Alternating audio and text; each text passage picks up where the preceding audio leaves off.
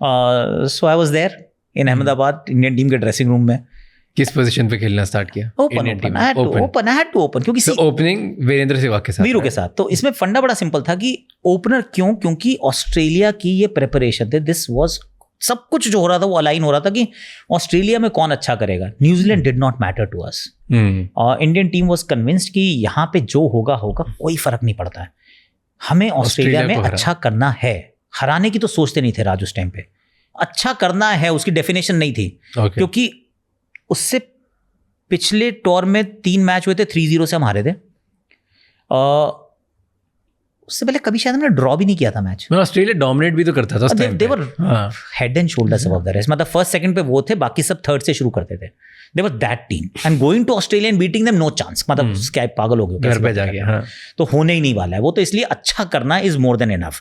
तो लेसन्स जो थे पिछले साल के टूर के, जो 1999 के टूर के, ये थे कि ओपनिंग अच्छी नहीं होती है तो जो फेम्ड हमारा मिडिल ऑर्डर है वो भी स्ट्रगल करता है.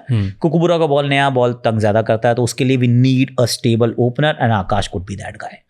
तो अहमदाबाद में I got the opportunity. Interestingly enough उसके अंदर जैसे ही मैं वहाँ पहुँचा तो, क्योंकि टीम में कौन कौन है, राहुल द्रविड़, वीरू, सचिन, सौरव, VVS, आकाश शॉर्टले पे बैठो. मैंने कहा मेरे तो नी पे हिंज ब्रेस है.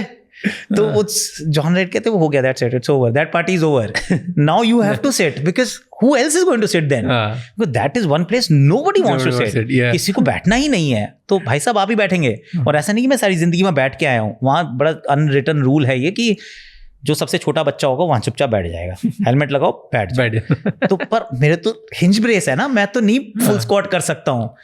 It didn't matter. और इंटरेस्टिंगली मैच शुरू होने से पहले I broke my pinky. Catch पकड़ तो इट जस्ट स्नैप्ड. तो लीपस से फिर बोला क्या देख फ्रैक्चर है. मतलब जस्ट फ्लिप ही हो गया, मतलब जैसे कि I just came out like this. तो कहता है कि देख 2 ऑप्शन है, एक्सरे करा लेते हैं, ये आ जाएगा, I will have to right, you will have to sit out, you can't play. मतलब आई कांट अलाउ कि फ्रैक्चर है कैसे, मतलब इट्स ऑन मी राइट. तो बाकी अगर तेरे को खेलना है तो चुपचाप तो let it pass.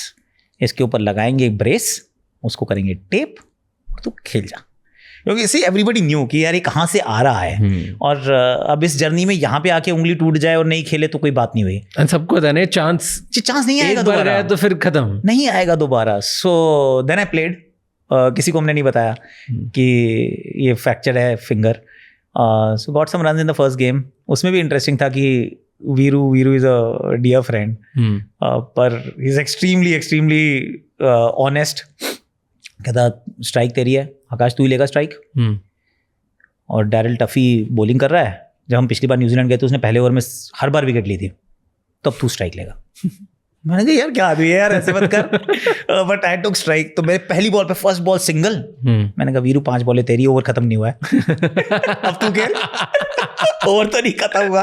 Anyhow, so we played well. वो मैच ड्रॉ हुआ. नेक्स्ट मैच भी ड्रॉ हुआ मोहाली में. Did well there also. So I got 50s in both innings Mohali में.